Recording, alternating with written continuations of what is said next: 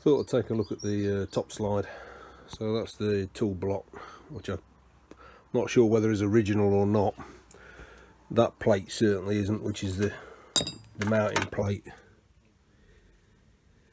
Don't know what's gone on there. Anyway, the actual slide assembly, the graduated dials are similar setup to on the cross slide. There's a tapered gib by the look of it. I've not seen this kind of a setup before, but that was cranked down there with a nut behind it, and it's threaded into the main body. So I'm going to take that off, take out the grub screw that secures the nut for the lead screw,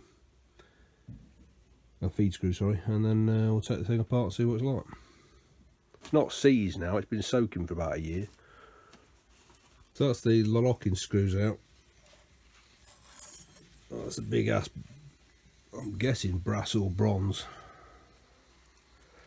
Fair amount of work in that. The next one we've got to dig out that screw there. That should release the lead screw nut. In the meantime, we'll wind the lead screw out, and then we'll bring you back. Got my glamorous assistant who insisted I can only show you her forearms. Like a muppet. She got Dad's safety glasses on, which are too big, falling off the end of her nose, but she's doing me degreasing. Well, like a lot of other things with this lathe, somebody's been into it and made some mods for whatever reason. I can't believe that is the original setup. That looks original. And then this bit fits on top, well, underneath if you like, and then the bolts bolt it down. But yeah, you can tell.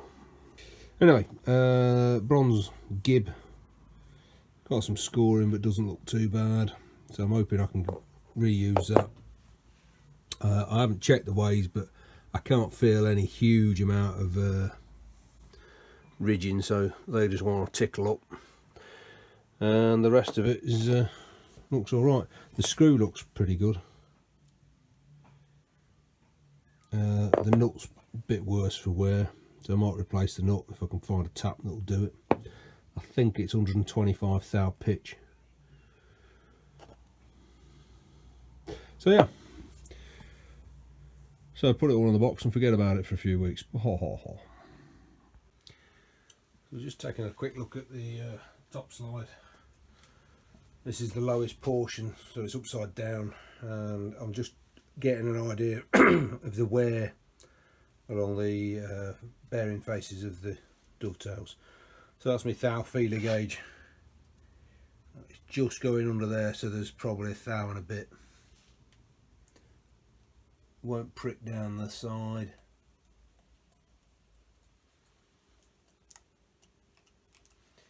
So there's about 1 thou along that face.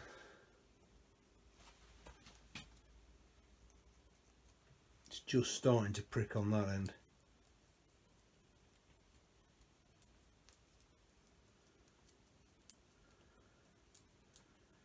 That's pretty good, that. So I've not touched that other than deburred it and cleaned off the bits of cack and a little bit of rust, and we're within 1 thou all the way round, so it's, I'm not expecting to have to remove much off it. So we'll just check the rotation.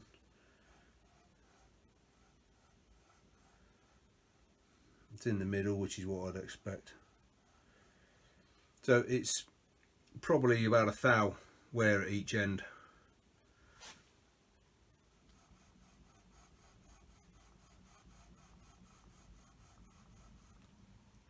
So that's the print we got off it. I've got it very lightly nipped into the device across the thickness of the bottom, just to try and make sure I don't squeeze on these edges and distort any of it. And as I say, it's lightly nipped. It's got a big round boss underneath, so I can't stick it flat on a surface without making up a frame to hold it, and to be brutally honest, can't be bothered. Now this bit and these very end blue bits are where it's rocked, so all I'm going to do is take out the middle there. And I'm not going to be taking much material off, so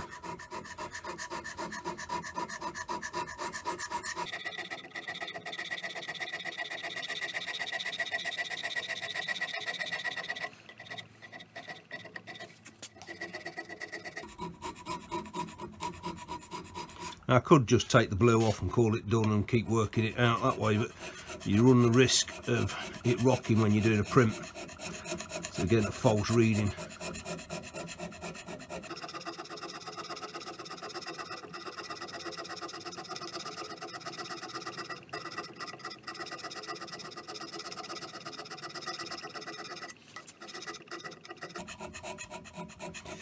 I don't want to take off much material because I don't really want to have to make a new gib for it. It's this type of gib, and I know from the experience of doing the DSG top slide, cross slide, making those gibs is almost as much work as scraping the faces. So if I can avoid that by using what's there, I will do.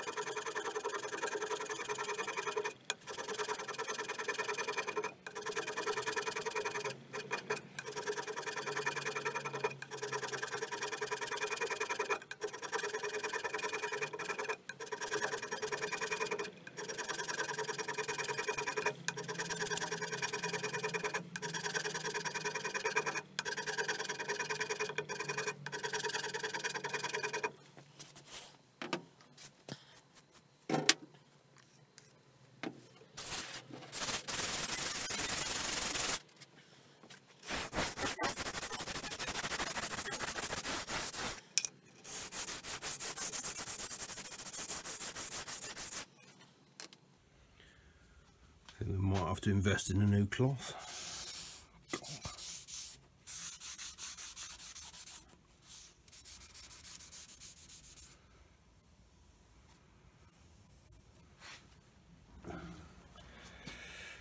We're pivoting there and there.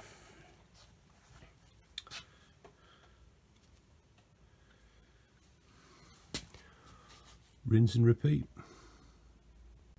That's 5 cycles in now, and we're hinging there and there.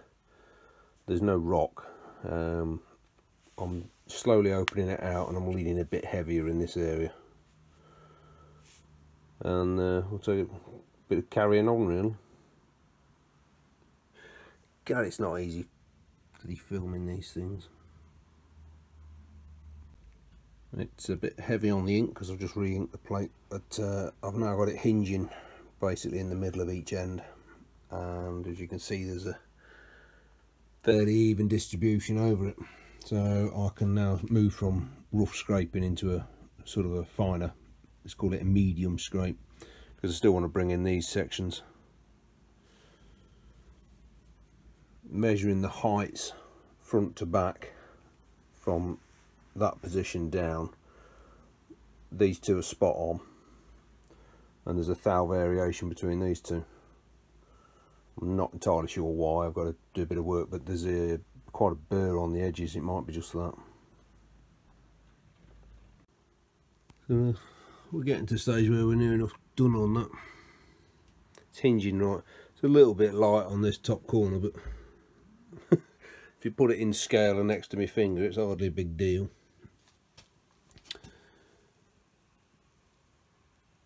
So I'll do a bit more, drop down some of the highest of the high points, a big clump in the middle there. And then we'll take a look at the next section. So I just temporarily fitted the bottom half of the swivel slide. It's only sat in its hole, it's just so I haven't got to hold 2 parts.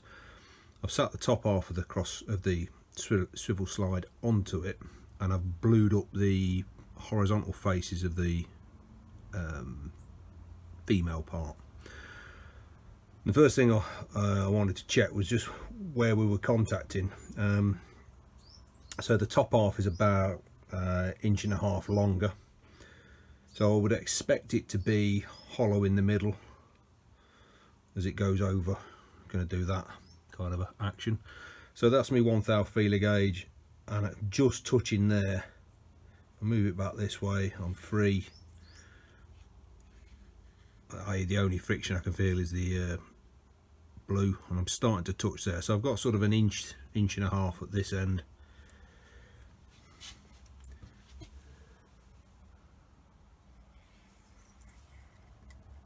And about 1.5 inches at that end, maybe 1 inch there.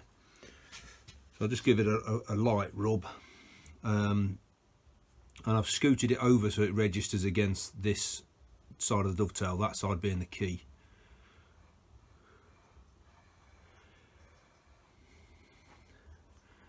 I've put a lot of glue on because I know I've not got much contact. There you go. So what instead of scraping the angled faces next, I'm going to scrape these two mating faces. One of the things to keep in mind, and it's mentioned in Connolly's book on scraping, is scrape it straight down. You run the risk of, whilst you create a flat plane, it's not to the original machine surface, so you're canting things, which then requires corrections further on. So just as a quick check, I'm checking from that machine surface down to the ways. As it's starting to get more coverage, I just want to make sure that I'm not a million miles out, and at the moment I've got about 2.5 thou variation around it. This corner, which is the one that's nearest to the chuck, has the most wear, so I've got a figure of, let's call it 18, 17, 15, 15. But these two lines are coplanar, so what I've got to do is take more off this end, fading back, so that it drops the surface down to make it back to being coplanar with the original face. It's just something to keep in mind. Now I've just marked that up, and we've got basically a bigger gap between that face and the bottom on each end, and not so much here,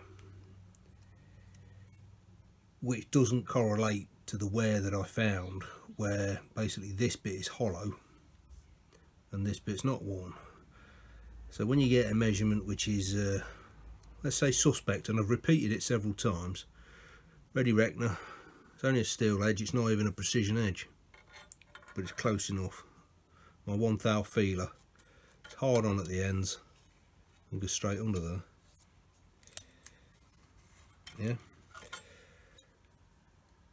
So it might well be that the casting itself is cupped. Again, what we're interested in is this face, and then later on the two dovetails. So it's a case of measure everything 2 or 3 times before you start hacking material off. And you're looking for basically gradual changes rather than sudden. Anyway, just something to keep in mind. I could stick it on the surface plate, get an idea of how flat that is, mark it up, and then do that. Or I could stick a DTI with a big base on to average this out and scoot it backwards and forwards. But you know, it's a lot easier handling that, isn't it?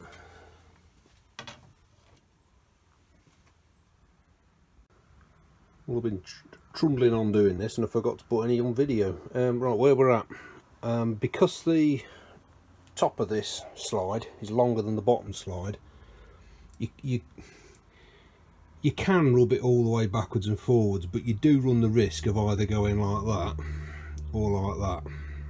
So what I tend to do is get it roughed in by basically doing one end first so that it doesn't overlap.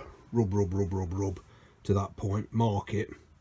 Once I've got a reasonable distribution on there, what I'll actually do then is do from the other end. So that goes to this point and just move it the last sort of inch. Don't know whether that's a prescribed method, but it makes more sense to me. So it's a kind of step scraping. Anyway, what I actually started off was did the rear end of it first, because this is the point I see getting least wear.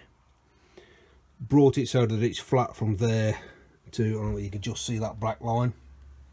So I've got a reasonable distribution of print down there. Now what I'm doing is doing this last bit, so I put it on and do that. Now what the only bit of material I'm taking off is from that last 1.25 inches, or 1.5 inches. I'll lift it off and show you the print. When you lift it off, you've got to make sure that you don't pull it off rubbing it, because all you're doing is smearing all your print and you're getting a false print. So you have to lift it up, because you've got no dovetail in that, no gib in there. You can lift it up, that makes it clear, then you extract it. So that's what we got. Now we know, because of the previous print, that from there to there is flat. So these two pieces, which are the end we've just rubbed, are the high spots, and they're holding it off for this section. You can see it coming in there, and then this bit hasn't been printed, hasn't been in contact, because it's off the print face. Get the idea? I hope so, because I'm not explaining it again. Oh. You're going to have to forgive this, because it's really bloody hard to get the light right. But so I'm still printing it just to this end.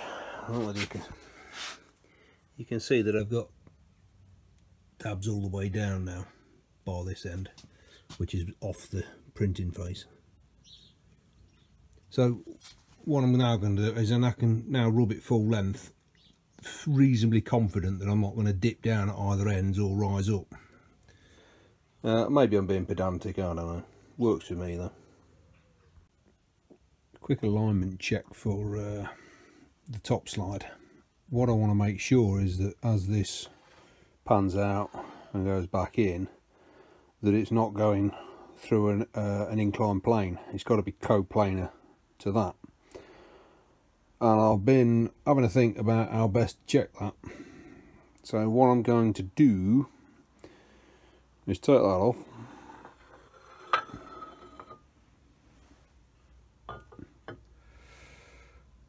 dust those off, and then sit that on my surface plate, and then I won't do it yet because I've got to clean it all off. I'm going to measure the place that it actually sits, which gives me the opportunity to play with my new toy. Spotted this on eBay a while back, and I've been after one with a fine adjust, which this has got. Yeah, so I'm going to get it cleaned up, fit the gauge which I've had serviced, and bring it back when we're doing some measurements. It's quite a nicely made unit. I don't know the name. It'll be in US. The base is corrugated for some reason, and it all basically goes together with very nicely worked thumb screws. So I'm going to strip it apart, degrease it all. It's got some oil staining and whatever. Get it nice and back to clean, and we'll see what it looks like. So I've given it a good clean off, took off all the burrs. It's clearly missing a thumb screw, so I can't believe that was original. May have been, but it doesn't look it. The thread looks wrong as well. Looks like it's been added. This was the dial DTI that it came with,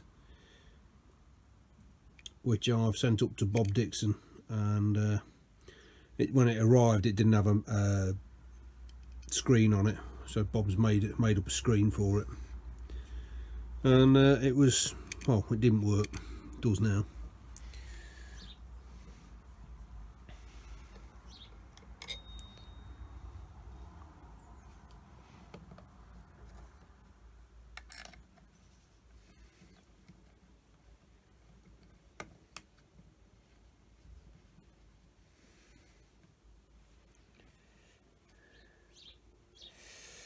I think that is a rather nice little unit.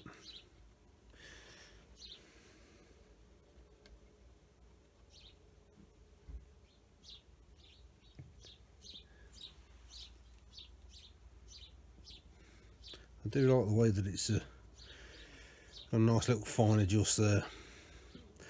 That's going to save me some time.